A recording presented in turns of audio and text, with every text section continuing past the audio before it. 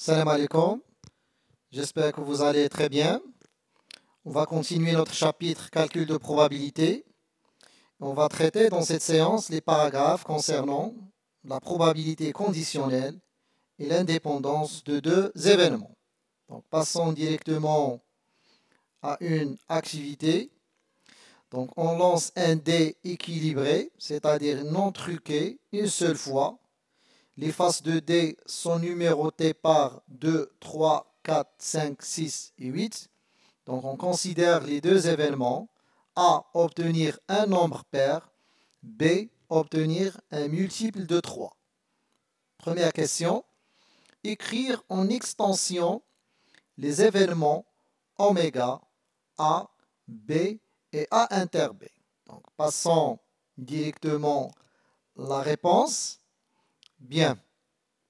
Donc, écrire en extension les ensembles oméga A, B et A inter B. Donc, oméga, c'est l'univers d'éventualité. Il contient toutes les éventualités. Donc, automatiquement, c'est 2, 3, 4, 5, 6 et 8.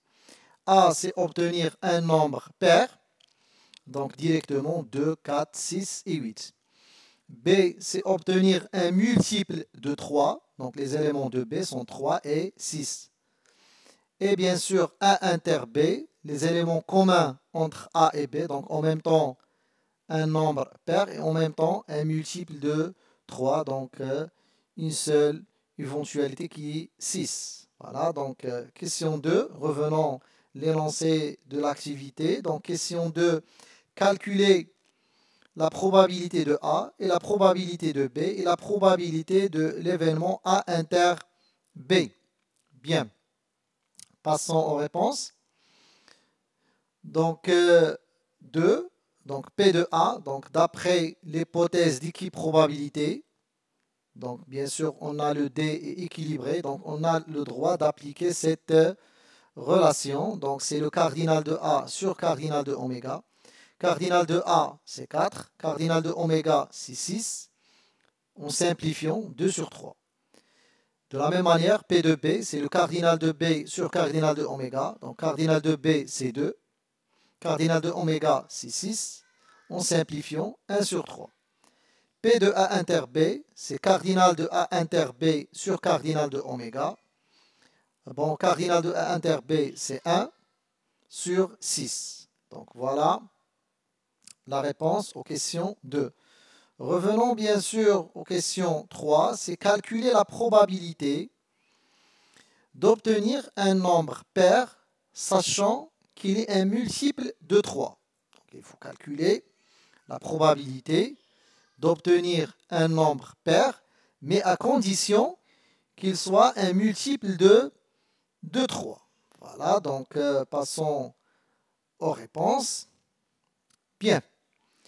Donc, bien sûr, on a une chance parmi deux pour obtenir un nombre pair, sachant qu'il est un multiple de 3. Pourquoi? Donc voilà les multiples de 3. Donc c'est l'événement B. Les multiples de 3 sont 3 et 6.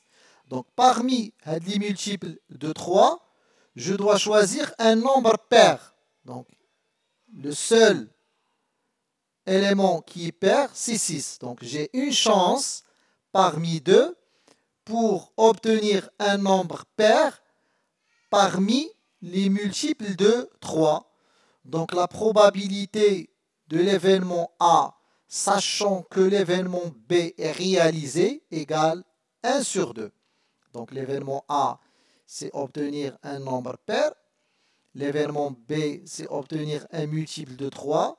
Donc on veut calculer la probabilité de l'événement A, sachant que l'événement B est réalisé. Donc c'est 1 sur 2. Et on écrit P de A, sachant B, égale 1 demi.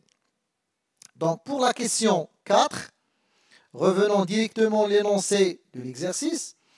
Donc question 4, c'est calculer la probabilité d'obtenir un multiple de 3, sachant qu'il est pair. Voilà, donc calculer la probabilité de l'événement B, sachant que l'événement A est réalisé. Voilà, revenons aux réponses. Voilà. Donc on on a bien sûr une chance parmi 4 pour obtenir un multiple de 3, sachant qu'il est pair. Pourquoi? Voilà les nombres pairs. Donc la condition, c'est que les nombres doivent être pairs. Donc les nombres pairs sont 2, 4, 6, 8. Donc combien des éléments qui sont bien sûr les multiples de 3? On a juste 6. Donc j'ai une chance parmi 4 pour obtenir un multiple de 3, sachant qu'il est pair. Donc la probabilité de l'événement B, sachant que l'événement A est réalisé, c'est 1 sur 4. Et on écrit bien sûr P de B, sachant A, c'est 1 sur 4. Maintenant, la question 5, revenons directement l'énoncé.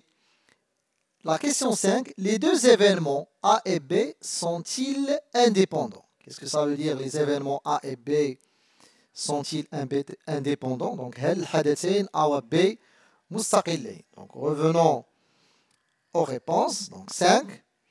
On a bien sûr P de A sachant B égale 1 demi. Donc, احتمال الحدث A علما أن B متحقق هو 1 demi. Donc, احتمال الحدث A ولكن بشرط يكون B متحقق. C'est 1 demi. Ou la probabilité de A, c'est 2 sur 3. Donc, شنو ممكن نلاحظوا بأن وقوع الحدث B أثر لي على النتيجة، غير لي الحدث A. Donc, la probabilité de A كانت 2 sur 3. ولكن la probabilité de A, sachant que B est réalisé, ولات 1 demi. Ça veut dire بأن P de A sachant B différent de P de A. Donc, dans ce cas, تنقولوا بأن وقوع الحدث B أثر لنا على الحدث A. إذا الحدثين A و B هما مرتبطين. Donc, ماشي مستقلين. Donc, on dit que les deux événements A et B ne sont pas indépendants. Voilà. Donc, passons maintenant à une propriété. Donc, c'est la probabilité conditionnelle. Donc, pour calculer P de A sachant B, c'est-à-dire la probabilité de l'événement A sachant que l'événement B est réalisé, c'est exactement P de A inter B sur P de B. Voilà la formule. De la même manière, P de B sachant A, c'est P de A inter B sur P de A. Résultat très important.